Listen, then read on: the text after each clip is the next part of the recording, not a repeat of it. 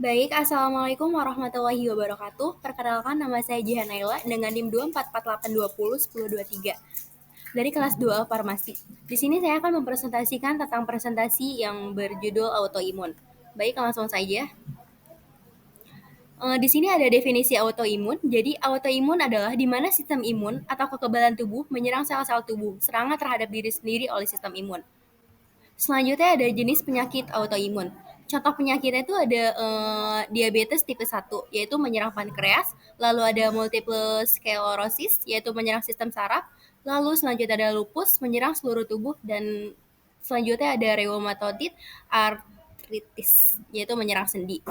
Fakta pentingnya yaitu sekitar 80% penderita autoimun adalah wanita. Penyebab perbedaan ini belum diketahui, bisa terkait hormon atau genetik. Baik, selanjutnya ada faktor risikonya, yaitu risiko terkena penyakit autoimun bergantung pada genetika dan paparan lingkungan.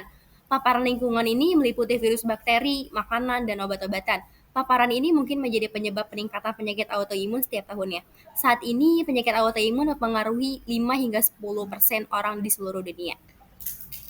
Selanjutnya adalah gejala umumnya. Gejala itu bergantung pada jenis penyakit autoimunnya. Artritis reumatoid ini ditandai dengan rasa kelelahan, kekauan, nyeri sendi, dan pembekakan. Multiple sclerosis ditandai dengan kelelahan, kehilangan penglihatan, dan hilangnya keseimbangan. Baik, selanjutnya ada autoantibody. Di sini berarti autoantibody itu dapat terdeteksi dalam darah bertahun-tahun sebelum timbulnya gejala. Tidak semua orang dengan autoantibody akan mengembangkan penyakit autoimun. Contohnya itu sekitar 10-45% orang memiliki antibody antinuklir. Namun tidak semuanya mengalami penyakit autoimun. Faktor genetik dan lingkungan yang memicu penyakit autoimun masih belum sepenuhnya diketahui. Autoimunitas itu dapat disebabkan oleh antibody autoimun dan sel T autoimun. Baik, selanjutnya ada autoimunitas dan toleransi imun. Jadi ini tuh dapat disebabkan oleh antibodi autoimun dan sel T autoimun. Namun pada orang yang sehat, sistem imun tidak menyerang jaringannya. Non-reaktivitas terhadap jaringan tubuh sendiri ini tuh disebutnya dengan toleransi imun. Ada banyak juga titik pemeriksaan untuk menghilangkan antibodi diri dan sel T. Jika titik pemeriksaan ini gagal, maka terjadi autoimunitas atau hilangnya diferensiasi. Lalu di mana sih letak kesalahannya? Yang pertama tuh kita lihat bagaimana antibodi dan sel T itu terbentuk. Lalu bagaimana autoantibodi dan sel T itu sendiri itu dapat muncul. Baik, selanjutnya ada peran antibodi. Jadi peran antibodi itu adalah untuk mengikat dan meneralkan patogen atau menandainya untuk dihilangkan oleh sistem imun. Dan sel B adalah sumber antibodi dalam tubuh. Baik, selanjutnya ada perkembangan sel. Jadi perkembangan sel itu ada dua, proses terbentuknya sel B dan proses terbentuknya sel T. Di sini saya akan menjelaskan proses terbentuknya sel B terlebih dahulu, yaitu sel B itu baru muncul dari sel induk di sumsum tulang. Lalu di sumsum tulang ini antibodi yang dibuat sel B mulai terbentuk. Lalu setelah itu sebelum meninggalkan sumsum tulang, sel B ini diuji untuk autoreaktivitas. Jika bereaksi terhadap antigen diri, sel B itu akan mati. Jika tidak, ya sel B itu akan berpindah ke limpa. Di limfa ini, sel B yang belum matang kembali terpapar antigen diri dan akan mati jika bereaksi. Setelah itu, sel B dilepaskan dan bergerak menuju ke lenjer getah bening untuk menunggunya adanya infeksi.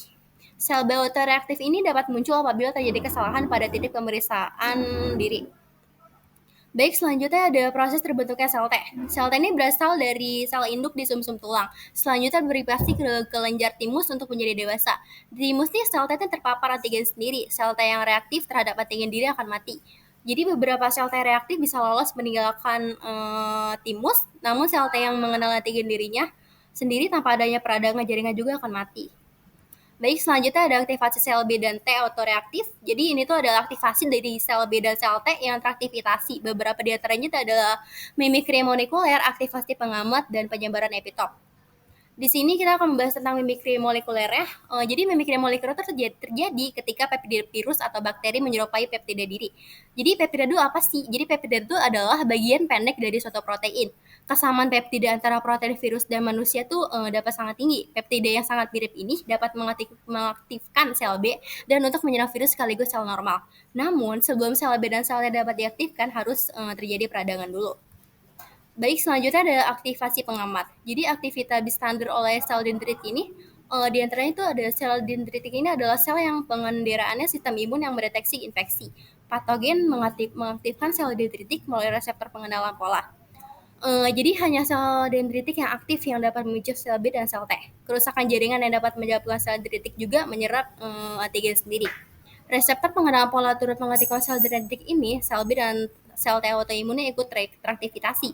Aktivasi sel autoimun tanpa sengaja ini disebut aktivasi B standar. Baik, selanjutnya ada penyebaran epitop. Jadi penyebaran epitop ini adalah reseptor sel B itu mengikat dan memproses kompleks protein, lalu menampilkannya ke sel T. Sel T yang mengaktifkan sel B tidak harus cocok dengan peptida yang sama. Sel T yang aktif karena mimikri molekular dapat mengaktifkan sel B lain yang membuat antibodi berbeda selama peptida asli masih ada. Misalnya itu ada saat kerusakan jaringan, sel B menyerap seluruh reseptor dan menjanjikan peptida ke sel T. Sel T autoreaktif lalu mengaktifkan sel B terhadap bagian lain dari reseptor. Antibodi yang terbentuk dapat mengikat reseptor yang terpapar, dapat menimbulkan peradangan lebih lama. Jadi proses ini tuh disebutkan sebagai penyebaran epitop dan berperan dalam perkembangan penyakit autoimun. Selanjutnya ada presentasi virus. Jadi pada beberapa orang tuh virus tuh dapat bertahan di dalam sel dan tidak sepenuhnya dapat dihilangkan oleh sistem imun. Aktivasi sistem imun yang konstan ini memberikan lebih banyak kesempatan sepanjang hidup seseorang untuk mengaktifkan sel T atau sel B autoreaktif. Selanjutnya ada gejala yang bergantung pada antigen target. Jadi gejala penyakit autoimun tuh di antaranya ada gejala yang disebabkan oleh sel T autoreaktif atau autoantibodi bergantung pada targetnya. Jadi, jika targetnya hanya ada pada satu organ seperti pada diabetes tipe 1, maka kerusakan terbatas pada organ tersebut pankreas. Jika target terdapat di banyak organ seperti pada lupus, autoantibodi dapat menyebabkan kerusakan pada berbagai organ. Pada lupus, autoantibodi itu menargetkan protein dalam inti sel sehingga dapat mempengaruhi hampir semua sel tubuh. Untungnya tuh belum ada obat untuk penyakit autoimun, sayangnya. Jadi virus, bakteri, dan faktor genetik diketahui berperan, namun penyebab pastinya belum diketahui. Baik, yang terakhir ada pengobatan untuk penyakit autoimun. Jadi di sini ada perawatan untuk penyakit autoimun. Jadi di antara itu perawatan tuh difokuskan pada pengurangan gejala dan peradangan. Contoh obat yang digunakan tuh meliputi imunospresan, steroid, dan NSAID. Jadi penelitian itu lebih lanjut diperlukan untuk memahami mengapa seseorang dapat mengembangkan penyakit autoimun. Mengembangkan terapi yang lebih terarah bergantung pada pengetahuan yang lebih mendalam mengenai penyebab penyakit autoimun.